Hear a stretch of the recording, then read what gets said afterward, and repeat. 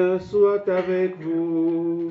Et avec votre esprit. Évangile de Jésus-Christ selon saint Matthieu.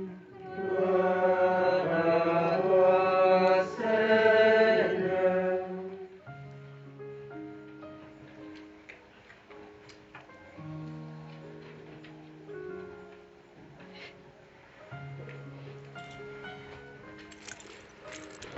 En ce temps-là, voyant les foules, Jésus gravit la montagne. Il s'assit et ses disciples s'approchèrent de lui. Alors, ouvrant la bouche, il les enseignait. Il disait, « Heureux les pauvres de cœur, car le royaume des cieux est à eux. Heureux ceux qui pleurent, car ils seront consolés. Heureux les doux, car ils recevront la terre en héritage. Heureux ceux qui ont faim et soif de la justice, car ils seront rassasiés. Heureux les miséricordieux, car ils obtiendront miséricorde. Heureux les cœurs purs, car ils verront Dieu. Heureux les artisans de paix, car ils seront appelés fils de Dieu.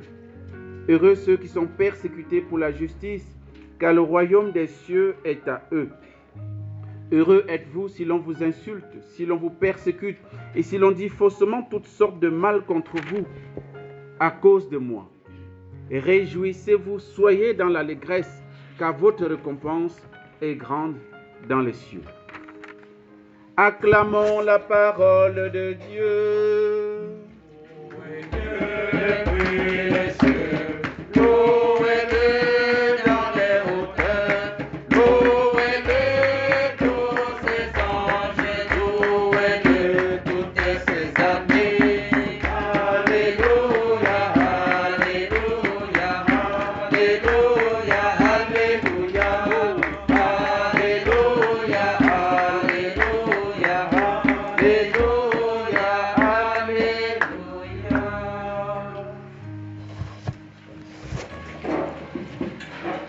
Je pense que le micro ne donne même pas bien. Hein. Vous m'entendez, non? Là-bas au fond, vous m'entendez? Vous m'entendez pas? Vous avez besoin de micro? Vous voulez que je prenne le micro? Là maintenant, ça va? Voilà, j'espère qu'il ne va pas crier.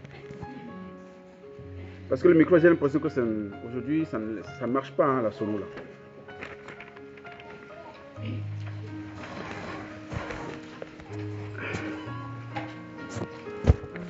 C'est l'évangile des béatitudes. Normalement, on devait passer la journée ici. Parce que là, vous êtes dans la communauté des béatitudes et on proclame l'évangile des béatitudes. Donc, il faut qu'on prenne le temps de dessus. Mais sauf que, bon, je suis un peu pris. Le temps me prend par la gauche parce que je dois voyager tout à l'heure à 13h avec le novice. Donc, voilà. Je vais essayer d'être le plus bref possible. Je ne sais pas comment. Bon, je sais que bon, c'est pas votre désir aussi. Le mien aussi, bien sûr, mais il faut qu'on essaye d'être... voilà. Alors, ce que je retiens déjà, c'est que il y a un terme qui traverse tous les textes de ce jour, c'est le terme de l'humilité. Le terme de l'humilité. Déjà, dans la première lecture, on dit « Cherchez le Seigneur, vous tous les humbles du pays. » D'accord? Accomplissez sa loi, cherchez la justice, cherchez l'humilité. Dans les psaumes, c'est pareil.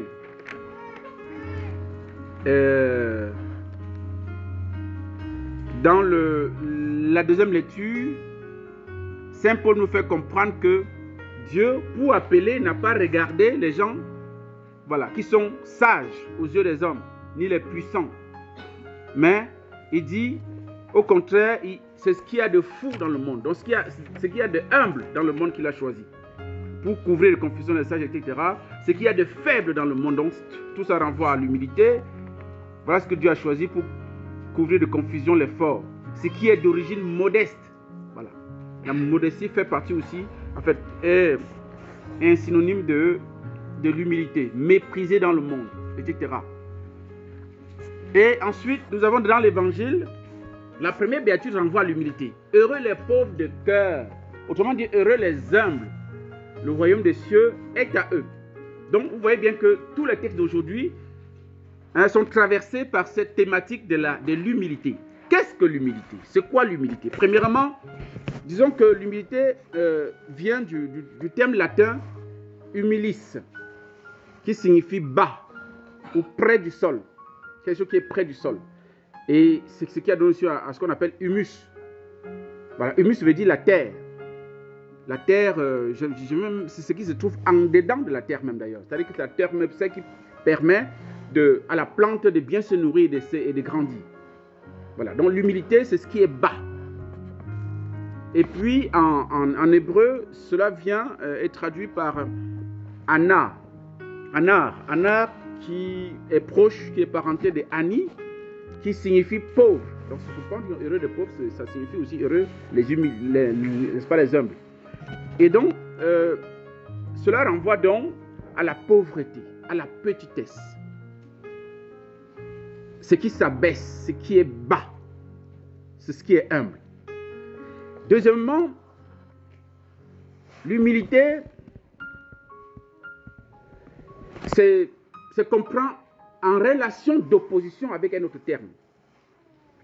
Avec le terme comme élévation, orgueil. C'est-à-dire qu'on comprend l'humilité par rapport à l'orgueil ou bien par rapport à ce qui est élevé. Puisqu'on a traduit tout à l'heure que l'humilité signifie ce qui est bas. Donc, par rapport à ce qui est élevé, il y a opposition. On est d'accord? Par rapport à ce qui est orgueilleux, il y a opposition. Et j'ai envie de vous poser la question par rapport à ça. Qui est humble parmi vous ici? Par rapport à ce que je viens de définir là. Hein? Ce qui est bas, ce qui s'abaisse, ce qui est même faible, ce qui n'est rien.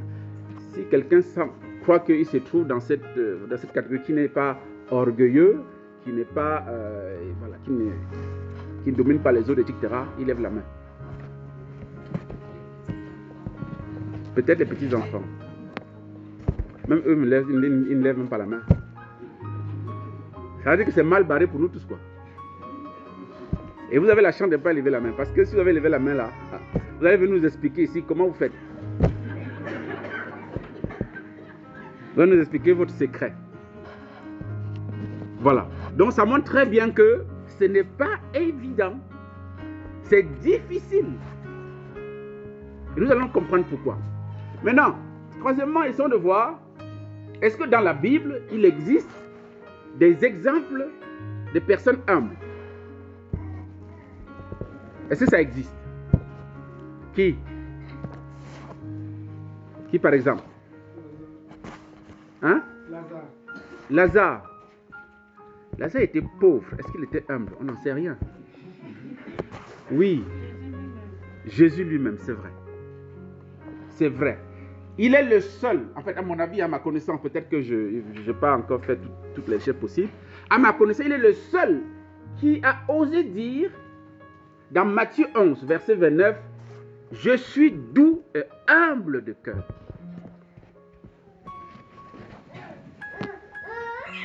Et lorsque Jésus dit « Je suis doux et humble de cœur », il veut dire que c'est son état d'être.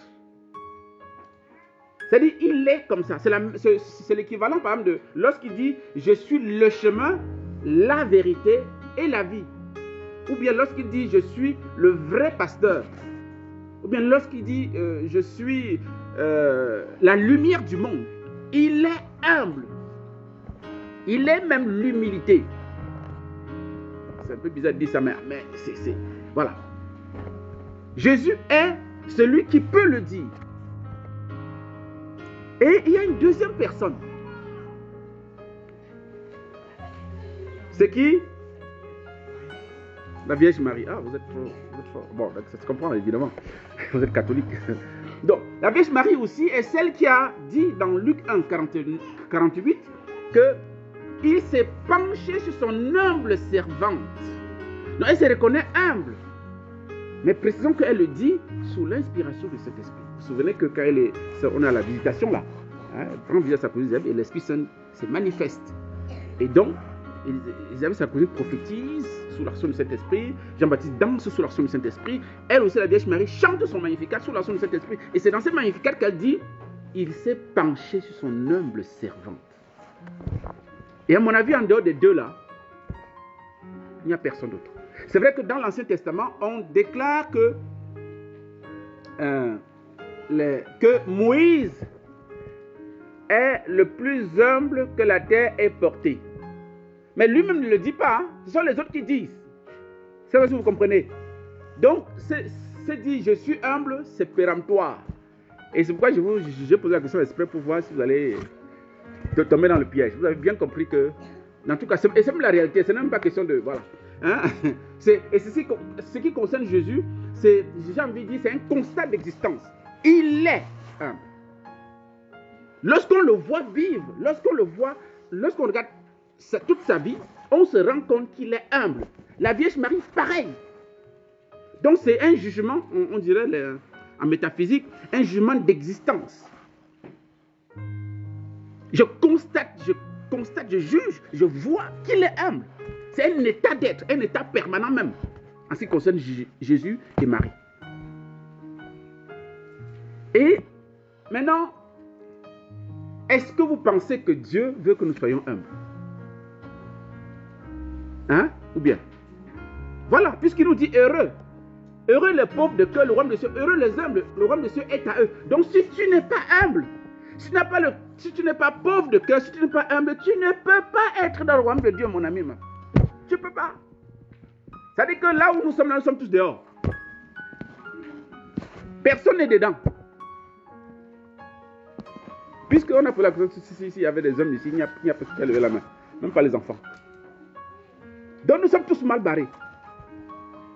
Mais le Seigneur veut que nous soyons humbles. Et parce que c'est nécessaire pour entrer au ciel. On n'a pas le choix. C'est le chemin royal pour rentrer triomphalement dans le ciel. Et le Seigneur veut nous exaucer. Le Seigneur veut nous donner. C'est pourquoi l'humilité est d'abord un don de Dieu. C'est un don de Dieu. On ne l'acquiert pas de manière, j'ai envie de dire, de manière à force de poignée.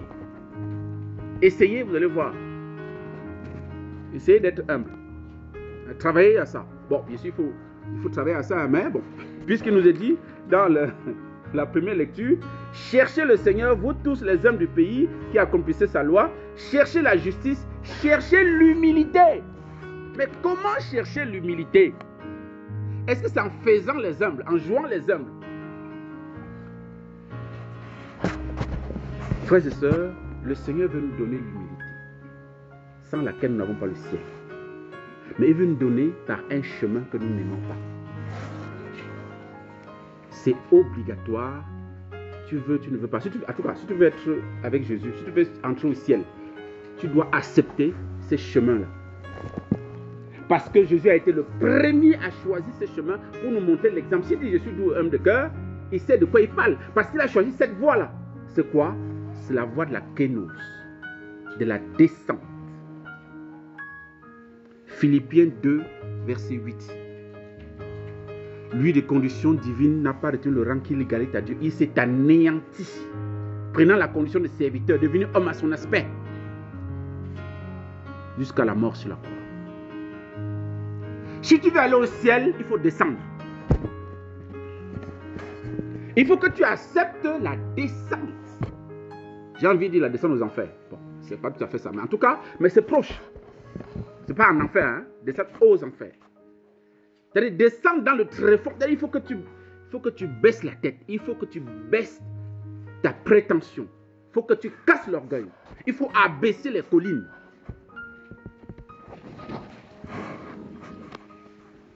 Et ça s'appelle, en français facile, l'humiliation. Il n'y a pas d'humilité sans humiliation. Mais qui aime l'humiliation ici là?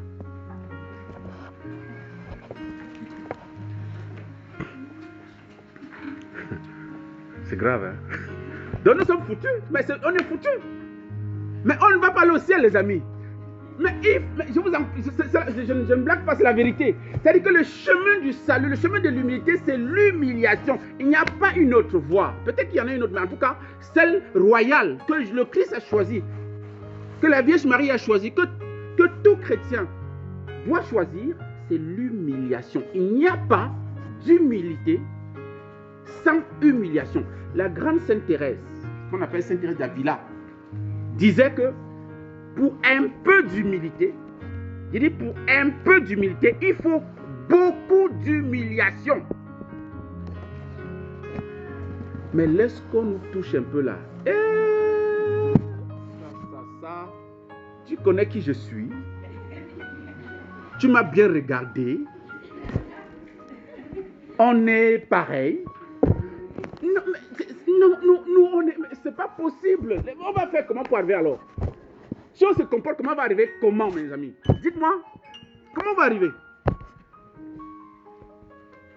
C'est pas possible d'arriver avec ça, c'est pas possible. Il dit de Jésus, il n'a pas retenu le rang qui l'égalait à Dieu. Il n'a pas retenu, il n'a pas revendiqué. Il n'a pas dit au Père, moi je ne descends pas. Quand même, je suis Dieu. On est même au même titre, on est Dieu. C'est quoi? Ouais, je ne descends pas quoi? Il n'a pas dit ça à Dieu, il n'a pas dit ça à son Père. Il n'a pas retenu le rang qu'il gagnait, il s'est anéanti. La Vierge Marie, elle reçoit l'annonce la plus merveilleuse de l'histoire de l'humanité. Tu vas être la mère du Fils de Dieu. Non. Si on vous dit seulement que vous serez la mère du futur président de Burkina Faso, on ne va plus respirer. Mais c'est terminé, on va plus. C'est-à-dire que non, personne ne peut te toucher. Quelqu'un te parle fort, tu ne me parles fort. Mais qu'est-ce qu'elle fait? Après avoir reçu cette annonce, elle apprend que sa cousine est enceinte. Elle va se mettre à son service. La mère de Dieu. Mais nous, non, c'est pas possible. Non. L'humiliation fait partie du programme pour parvenir à l'humilité. Et c'est ce que Jésus dit à la finale n'est-ce pas, des béatitudes. Vous savez que les béatitudes, il y en a. Bon, lorsqu'on comptabilise vraiment, il y en a 9. Mais les 2 dernières sont pareilles. Hein, n'est-ce pas, par rapport aux persécutés, c'est pareil. Donc on retient 8 béatitudes. 8 béatitudes, il y en a 7 qui sont acquises.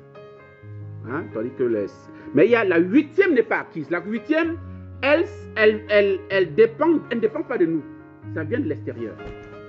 Et cette béatitude, cette 8e béatitude, c'est heureux ceux qui sont persécutés pour la justice, car le royaume des cieux est à eux.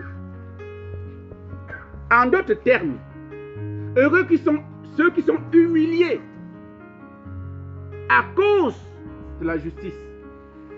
Heureux êtes-vous si l'on vous insulte, si l'on vous persécute, si on dit faussement toutes sortes de mal contre vous, si on vous calomnie, on dit que tu as volé alors que tu n'as pas volé, tu es sorcier alors que tu n'es pas sorcière, tu as fait telle chose alors que tu n'as pas fait. C'est ça l'humiliation. Jésus dit, heureux es-tu, réjouis-toi, danse de joie, parce que ça te permet de grandir en humilité. Mais lorsqu'on a dit quelque chose sur nous que ce n'est pas vrai là, c'est pas possible. Non seulement on pique une colère noire, mais on veut rendre mal pour mal.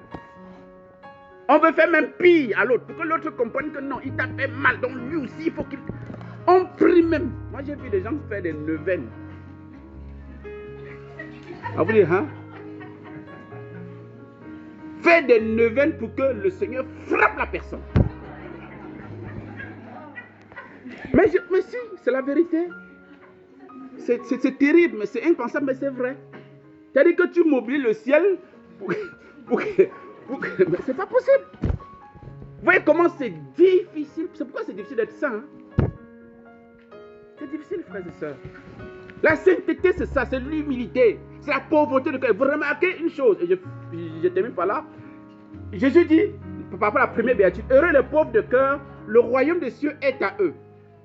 Et on a dit bien que c'était on peut remplacer pauvre de cœur par humble.